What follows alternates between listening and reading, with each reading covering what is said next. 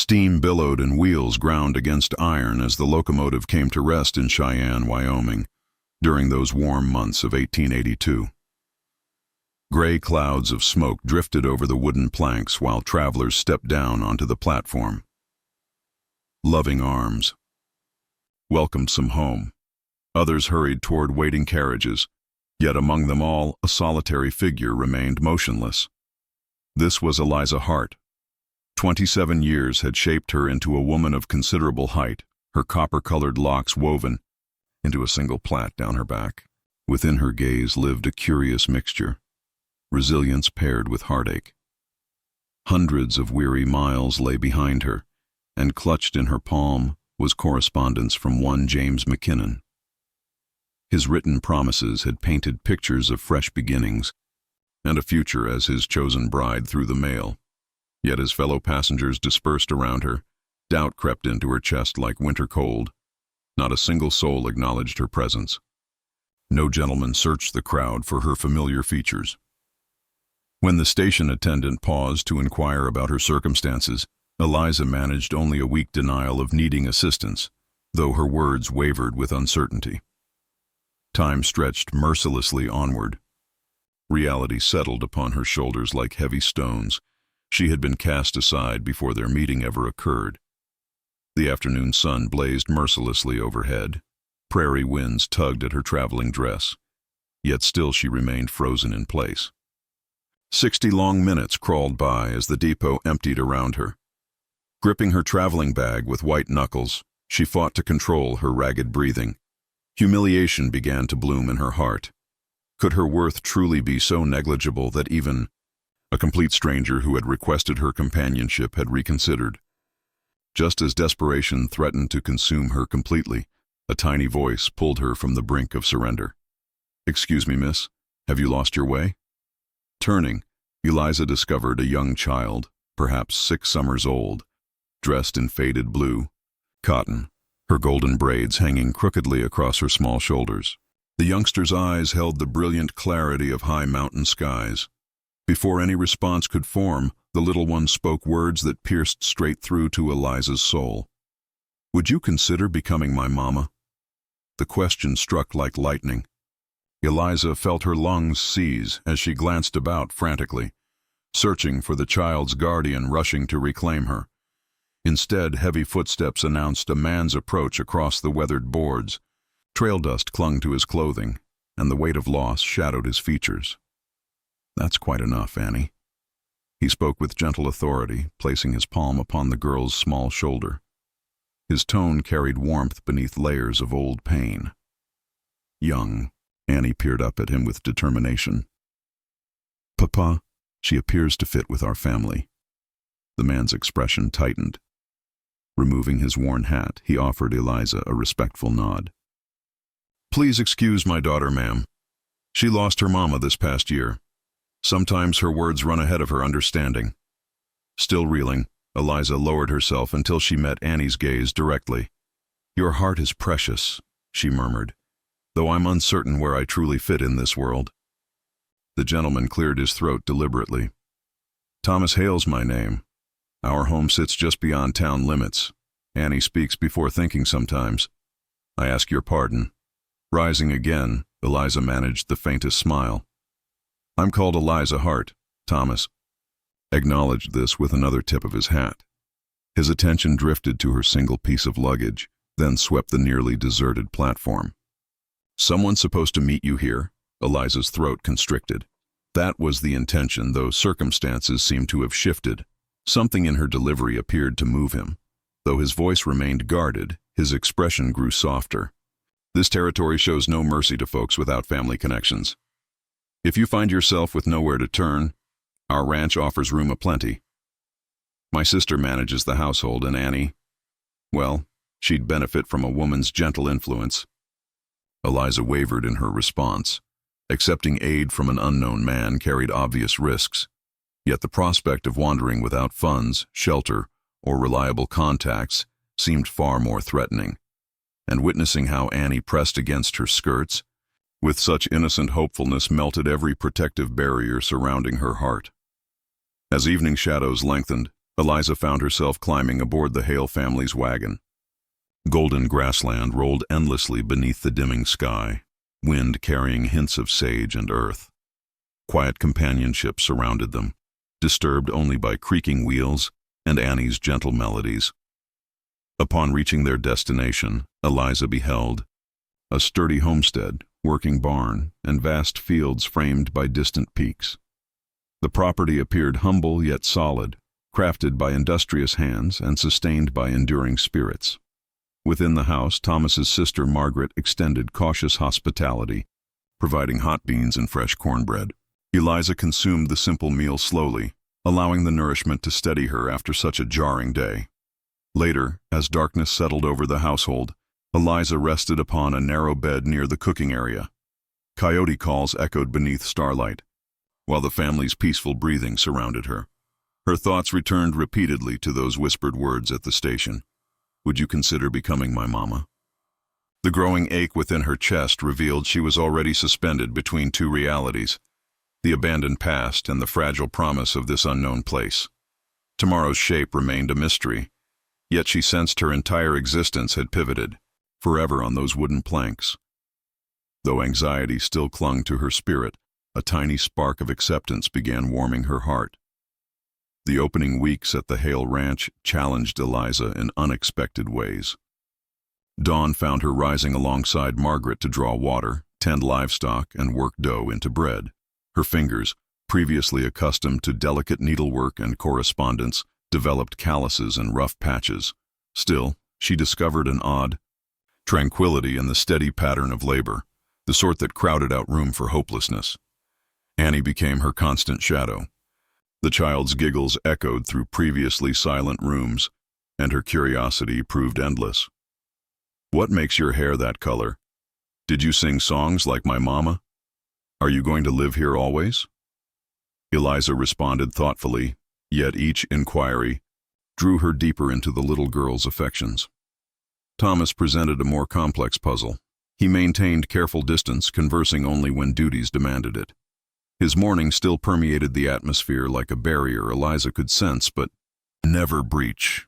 During meals, he offered silent gratitude before eating with the concentrated focus of someone bearing tremendous burdens. His glances occasionally found her, though he quickly redirected his attention as if embarrassed by even acknowledging her presence. One warm afternoon, as Eliza collected washing near the stream, Annie skipped stones along the water's edge. The girl abruptly paused her play and wondered aloud, "How come you don't beam like the other ladies in town?" Eliza knelt beside her small companion. "Because I'm still discovering how, little one." Annie cocked her head thoughtfully. "Maybe Papa could teach you." The observation hit Eliza like a physical blow. She wanted to clarify that her position here remained temporary, that she wasn't truly part of their circle. But when Annie's tiny fingers found hers, Eliza simply agreed. That same evening delivered crisis. Annie succumbed to a fever that climbed rapidly, her skin blazing hot while her breathing grew labored. Fear seized the entire household. Margaret voiced desperate prayers. Thomas moved restlessly while Eliza's forgotten knowledge stirred to life. Years earlier, her grandmother had shared the healing properties of wild plants. Though she hadn't applied these lessons since departing home, the wisdom returned like distant music.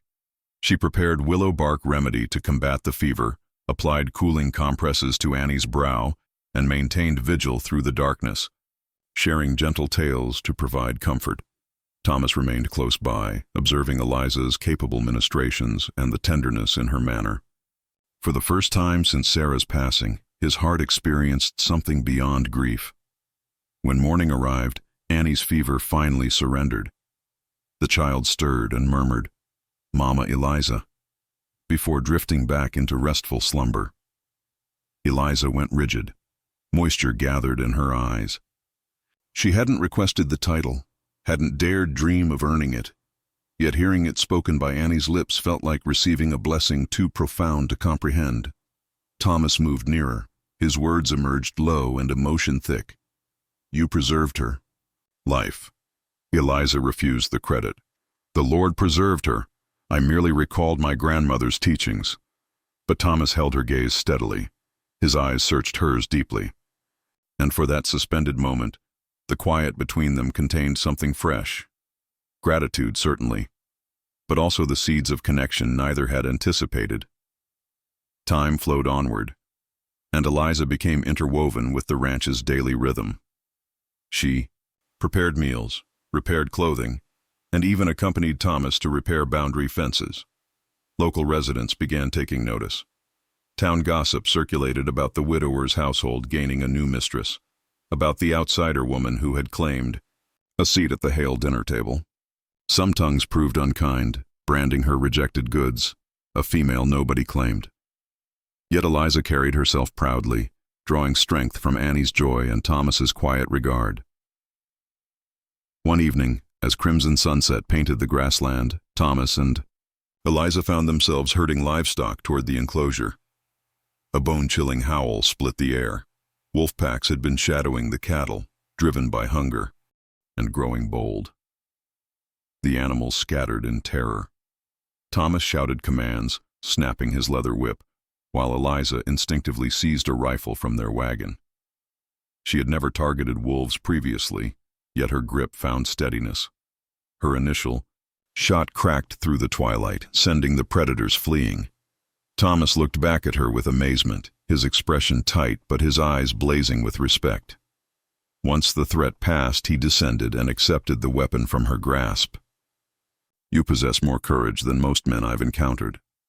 Eliza matched his direct gaze. "I simply responded as the situation required." The stillness expanded, heavy with unspoken meaning. Wind pulled at his clothing. Dying light carved the contours of his weathered features. He moved closer, his voice roughened by emotion. "Eliza, you arrived here without guarantees, without welcome. Yet you've restored hope to my daughter. You've given me cause to anticipate tomorrow's coming. I won't pretend otherwise. I never imagined asking another woman this question, but would you consent to become my wife?" Eliza's breathing stopped. Her pulse hammered wildly. She remembered the deserted platform, the shame of abandonment. She thought of Annie pleading for a mother and the growing warmth between herself and this man who had once seemed carved from granite. Moisture blurred her vision as she breathed her answer. Yes. Annie, who had been observing from the house, entrance shrieked with delight and raced toward them. She wrapped her arms around Eliza's middle and declared, "Now you're truly my mommy." And in that perfect moment, with the dying sun casting golden fire across the landscape, Eliza understood she had finally discovered her true home. Hold on. Before we continue, what are your thoughts about the story so far? Share your reactions in the comments. I'm genuinely interested in your perspective. The ceremony proved modest, yet meaningful. Community members assembled in the small wooden chapel at town's edge. Fresh white blooms from Margaret's garden graced simple glass containers along the window ledges. Thomas stood proudly at the altar, his work-worn hands folded, his face serious, yet illuminated with newfound hope. Eliza proceeded down the narrow aisle, wearing a simple ivory gown Margaret had crafted specially for the occasion.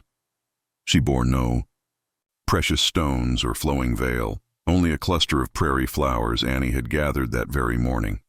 The church bell resonated across the plains, and sacred promises were exchanged with voices as constant as Wyoming's endless wind. When Thomas clasped Eliza's hand and vowed to cherish her through all their remaining days, she felt her troubled history slip away completely. Annie applauded enthusiastically as the minister pronounced them united in marriage. "Now we're truly a family," she proclaimed, and the small congregation burst into warm laughter. For the first time in countless months, Thomas's smile came without reservation. Ranch life transformed following that sacred day. Eliza no longer existed as a visitor or temporary resident living on borrowed kindness. She awakened before sunrise alongside Thomas, participated in the land's demanding work, and serenaded Annie beside the evening fire. Community members who had once spread whispers began softening their attitudes, touched by the quiet dignity of a woman who requested nothing yet offered everything. One winter evening, as snow dusted the endless plains and flames danced low in the hearth, Eliza sat, mending clothes near the warm glow. Annie rested against her side, nearly asleep, while Thomas read scripture aloud. When he closed the leather-bound book, he regarded Eliza with unusual tenderness. "You've transformed this dwelling into a true home once more," he observed. Eliza stroked Annie's silky hair and whispered softly, "The transformation came through all of us. It came through love." Seasons cycled, and the prairie burst with spring's renewal again. One morning, Eliza sensed movement within her body, new life stirring, a second heartbeat beneath her own. She shared this news with Thomas under the boundless sky as they tended their fields together. He stopped working completely, then took her hands in his, laughter escaping through his typically controlled demeanor. Annie danced with joy upon hearing the announcement, racing through tall grass while shouting, "I'll become the finest big sister anywhere." When their son arrived, bearing Thomas's determined chin and Eliza's copper-colored hair, the family drew together in wonder. Annie cradled him with extreme care, as though afraid he might disappear. Thomas's eyes brimmed with tears he made no attempt to hide. Eliza observed them all, her heart nearly bursting with fullness. Once she had considered herself unwanted, abandoned on that lonely platform. Now she was wife, mother, and the beating heart of a home overflowing with laughter and devotion. During peaceful evenings, she would occasionally retrieve small pebbles from her traveling bag, tokens of her long journey. She would arrange them on the shelf as gentle reminders, one stone representing the existence she had left behind, another symbolizing the beautiful life she had constructed. The wind continued, its eternal song across Wyoming's vast territory, and the land remained as unforgiving as it was magnificent. But within the Hale Ranch walls, warmth flourished enough to weather any tempest. Eliza no longer questioned where she truly belonged. Her answer lived in Thomas's steady grip, in Annie's radiant expressions, and in the gentle breathing of the infant resting in her arms. The woman once cast aside had become the soul of a loving family, and in the untamed frontier, no treasure could surpass that precious gift.